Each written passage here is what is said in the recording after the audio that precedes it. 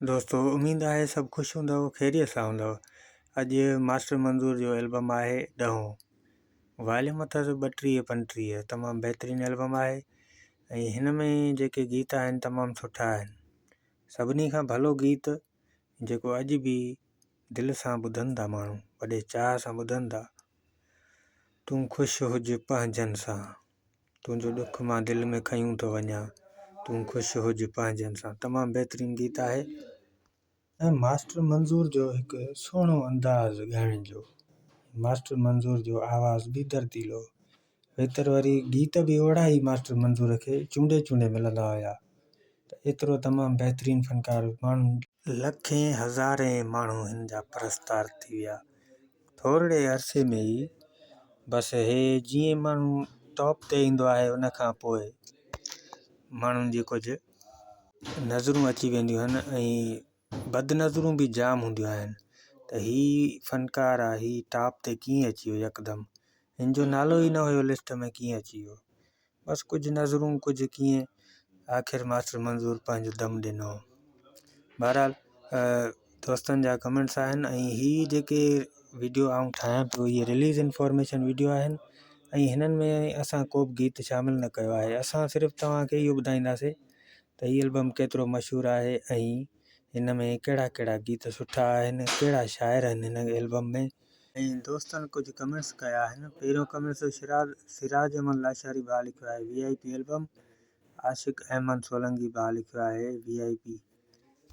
उन खां पोइ शहबान सोलंकी भाउ लिखियो आहे नाइस वीडियो था। बादशाह अहमद सोलंकी लिखियो आहे ग्रेट एल्बम। वॾियूं महिरबानियूं दोस्तों, लख कुर्ब। तव्हां कमेंट्स कयो पिया, इन करे ई आऊं वीडियो पियो ठाहियां। ऐं ॿियनि दोस्तनि जे लाइ इहो अर्ज़ु आहे त वीडियो खे लाइक कनि, शेयर कनि ऐं पंहिंजनि दोस्तनि ताईं। ऐं ॿी हिकिड़ी ज़रूरी ॻाल्हि तव्हांखे ॿुधायूं, थोरी नंढी मुख़्तसिर ॻाल्हि आहे त ॿिया दोस्त बि कमेंट्स कनि त उन्हनि जी फरमाइश ते असां कोई बि वीडियो ठाहींदासीं। फ़नकार कहिड़ो बि हुजे, उनजो नालो कमेंट्स में लिखे, इंशाल्लाह उन्हनि सभिनी, इंशाल्लाह सिंध जा जेके मशहूरु फ़नकार आहिनि सभिनी जा आऊं वीडियो ठाहींदो रहंदुसि।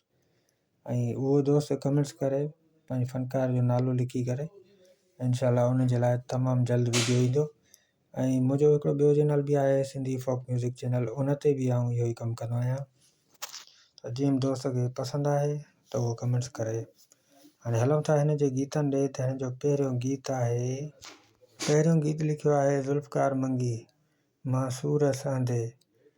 ऐं उन खां पोइ वही धकिड़े जो गीत आहे मूंखां कंहिं न पुछो। उन खां पोइ आहे सांवल मीराली जो कलाम आहे, प्यार में पहिरियों क़दम। तमामु बहितरीनु गीत आहे, हीउ ज़बरदस्त।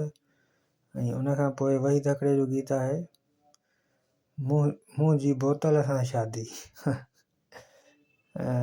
मतिलबु ही जेके बोतल सां प्यारु कनि था, मतिलबु नशो कनि था, कुझु अहिड़े टाइप गीत आहे। ऐं उन खां पोइ आहे मुमताज़ चांडे जो गीत आहे, जेको हिन दौर में हाणे 2025 में पाण खे किंग सॾे थो। उन जो कलाम आहे साईं दिलि लॻी मुश्की सां। उन खां पोइ आहे सादिक मस्तोई। सादिक मस्तोई जेको आहे मास्टर मंज़ूर जो पुराणो शागिर्दु आहे ऐं शाइर आहे।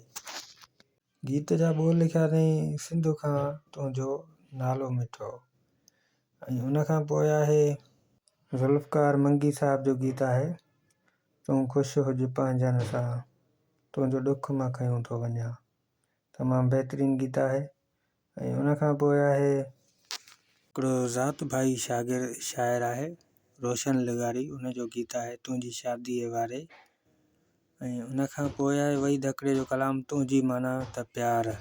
उन खां पोइ वही धकिड़े जो आख़िरी गीत आहे मूंखे भाकुर में भरियो। दोस्तों एल्बम कंप्लीट थी चुको। तव्हांखे हीउ वीडियो कीअं लॻो? पसंदि आयो हुजे त वीडियो खे लाइक ज़रूरु कंदा ऐं चैनल खे सब्सक्राइब कंदा, पंहिंजनि दोस्तनि ताईं शेयर ज़रूरु कंदा।